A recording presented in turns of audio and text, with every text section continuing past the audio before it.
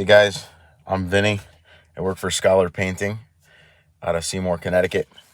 Today I'm going to be doing a small tutorial in a police department locker room on a product called MULTISPEC. It's a commonly used product on like countertops and I don't know. I don't think I've ever seen it anywhere else except on a countertop, but it has flake in it, so it makes a really cool pattern and a really nice effect. We're going to be spraying it on the walls, and we're going to see if we can figure this out on the fly because I've never done this before. If you give me an airless sprayer and put me in a, 1,000,000 square foot building, I'll get it done with latex paint or oil paint, whatever you need me to do. But this is all new to me. But I watched some tutorial videos and I figured I'd make my own so that you guys can see how I do it and what I figured out. And yeah, check it out. Today I am spraying MULTISPEC product that is used commonly for like countertops or wall coatings. It's durable. It's got a lot of flake in it to give a textured pattern when it dries. This is one of the cans.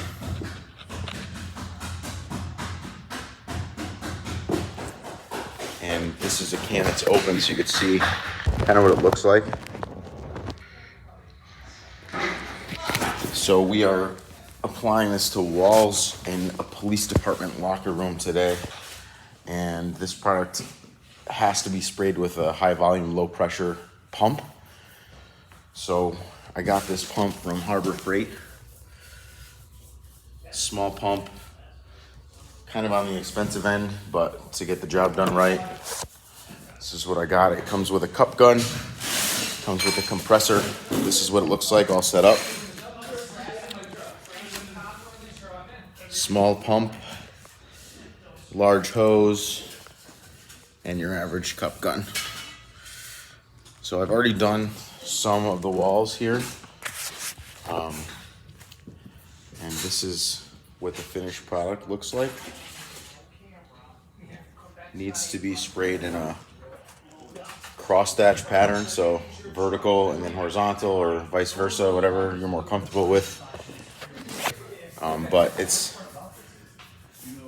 fairly simple to apply. It's just a matter of keeping consistency with your movement on your gun, making the proper adjustments to the pressure and the paint output coming out of the gun. So this compressor doesn't have an adjustment for air. I'm assuming it's probably somewhere in the 30 to 45 range for PSI. But on the gun, the top knob on the gun is for your paint, your fan. And this one is how much paint. This adjusts the needle. So I have this kind of at a medium, like right in the middle, to see that it's aiming this way. If I turned it this way, it would be really, really low. If I turned it too far, it would be really, really high. And that opens the fan up, but it also doesn't distribute the flake in the pattern that I need it to be. And if this is too open, I'll be putting out so much paint that I'll bury the flake. So I did a sample on a wall that we're gonna be covering up with lockers anyway, so it really doesn't matter. Just to kind of adjust this and get exactly what I need the pattern to look like. So I'm gonna set the tablet up so that you can see what it looks like, how I apply it, and give you guys a little tutorial.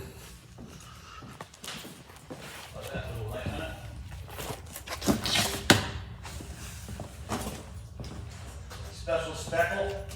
What do they call that? Poly? What do you call that mix? MULTISPEC. MULTISPEC? My brother does it on concrete.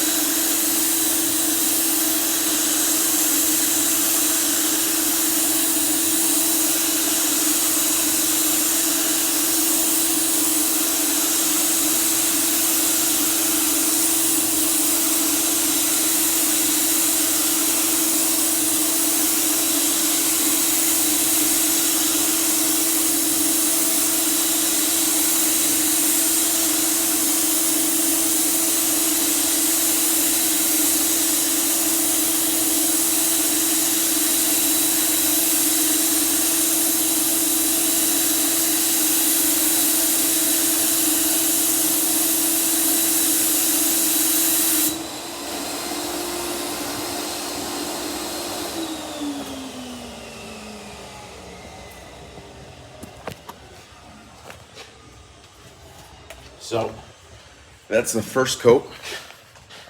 If you really look, you can see there's lines where the media that's in the paint, the flake that's in the paint, came out a little bit darker, which is why we go in a vertical and horizontal pattern to kind of fill in the blanks on everything. Also, you know, one coat isn't going to cover blue sheetrock or green sheetrock or anything that's not a solid color underneath. So this is our base, and our next coat will be obviously vertical. This one was horizontal. It's important to know that the distance that you have the gun away from the wall plays a huge role in how much flake gets distributed and how grouped together the texture will be. So if I have the gun right up against the wall, I'm going to be putting out so much product in one area that it's going to be very busy and confined to one location, and it's probably going to get a little messy and bleed a little bit.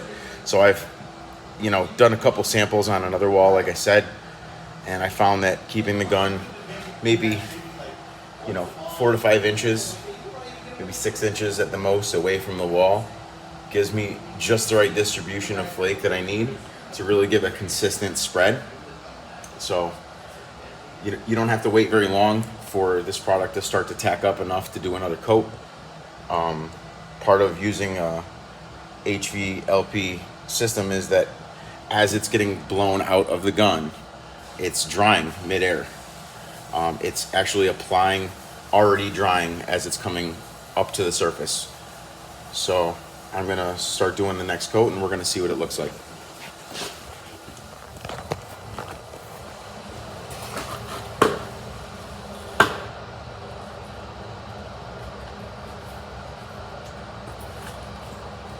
Gonna turn the nozzle opposite, because the cup needs to stay down on this machine.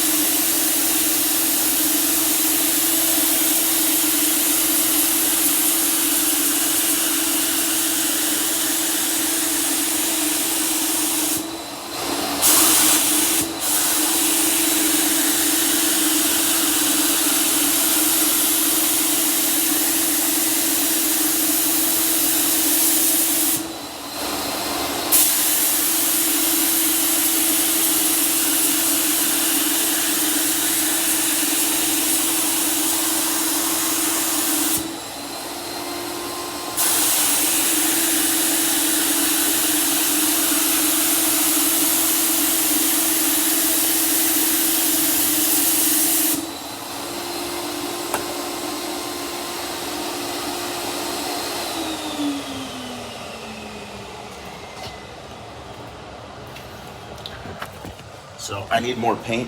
That's the only downside to using a cup gun, is that you run out of paint pretty quick, because that's all it holds.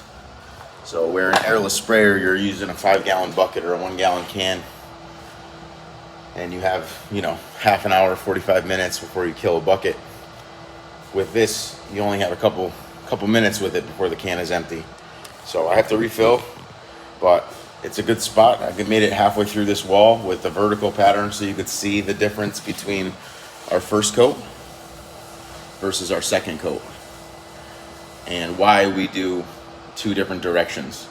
You can't see the lines anymore. Where the first coat had some light areas, you can't see the taping and the sheetrock below. It really did a good job covering up everything and giving a nice even consistency in the media, and I think it's going to look nice. These ones are done. There's a little bit more light on this side of the room, so you could see once it starts to really dry up, it almost looks like stone or concrete. So multi-spec paint, it's a thing of the future, I guess. I don't know, this is my first time using it. I think it looks really pretty. Definitely not as difficult as I thought it was going to be. The only thing that I noticed was that if you over mix it, you'll actually destroy some of the flake. So you need to be really, really slow and steady with a stir stick and really box out the cans before you start to pour. It's a thick product. It says you can dilute it up to 10%. I didn't dilute this at all. I did a sample with it undiluted, and it seems to be coming out of the gun fairly easily, so I didn't really see a need for any. But yeah, so that's it. Multi-spec Scholar painting. So I'm over next to a wall that's going to be covered by lockers. So this is the wall that I used to do a sample to kind of tweak the gun and really figure out exactly what I needed it to look like. So while I'm waiting for the walls that are completed to dry up enough for me to start the other color, because they picked two different colors on this job, I'm going to give you a little bit of a tutorial on setting up your gun properly so that you don't over apply the paint and so that you're not blasting air and not really putting out any paint. So with your gun, there's some adjustments, right? Some guns have an extra adjustment on the bottom to adjust your air pressure. This gun doesn't. Like I said before, it only has your fan, which is the top, and your paint output, which is the next one down, right? You can adjust the tip, obviously, just turn it to whatever position you want the tip, and it's gonna change the direction of your fan. But to adjust how much you're putting out and how big the fan is, that's where these two come in handy. So I'm gonna turn the machine on. You're not gonna be able to hear me because it's loud, but I'm gonna show you what happens when I don't have it adjusted properly. So bear with me.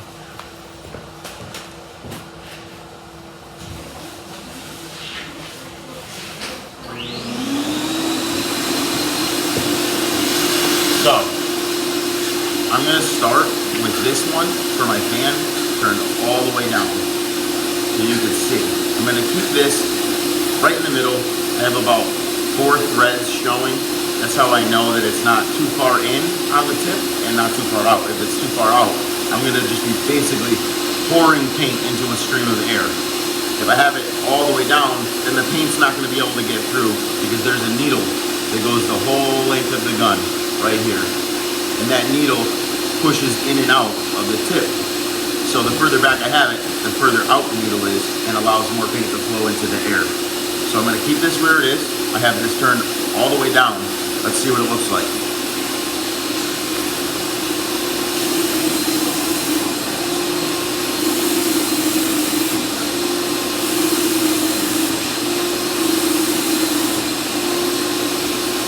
So it gives me dots. It doesn't have a fan. The pressure on this machine stays the same. So like I said, there's nothing I can do about how fast the product is coming out, but I can make those adjustments that are gonna really put out how much I needed to put out to make an even pattern. It's really hard to overlap something that's a small area. The lines will be really, really short lines everywhere, and it'll look like a zebra.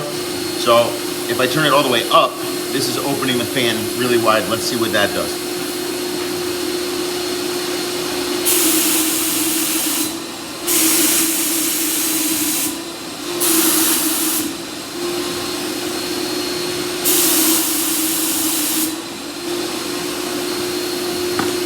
So you can see the difference. This is probably your best area to see the difference. This is with it all the way down. And this is with it all the way open. This is a circle, and this is a fan. So, although it might seem a lot easier to have it all the way open, I also noticed that I don't really get an opportunity to see the flake really presenting itself on the surface of the paint because it's letting a lot of paint spread out in that big area. And the paint that is the base underneath the flake is covering all the actual media that's in the paint.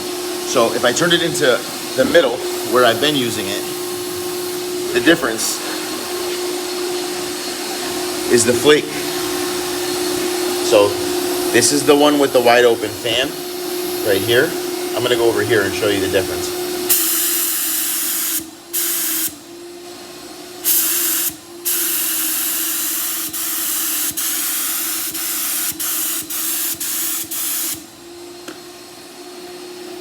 So, close, all the way open, halfway. You could see all the dark and white flake in this a lot better than you can in this one. And this one's really, really wet because it didn't have a chance to start drying the product as it's being applied to the wall. So, halfway, about 4 threads on the bottom, you should be good to go. So it has been about half an hour since I finished the first areas that I started over here and over here, and it's already dry. So I guess one of the benefits of HVLP and using products like this is that as it comes out, because it's drying already and the chemicals in the paint are evaporating from the moment it exits the gun, is that your dry time is nowhere near what it would be if you were cutting and rolling or spraying a wall with latex water-based paint. So now I'm gonna switch over to another color because the rest of this locker room is all white flake. So this is gonna be fun. But there's your tutorial on multi-spec paint and HVLP spraying.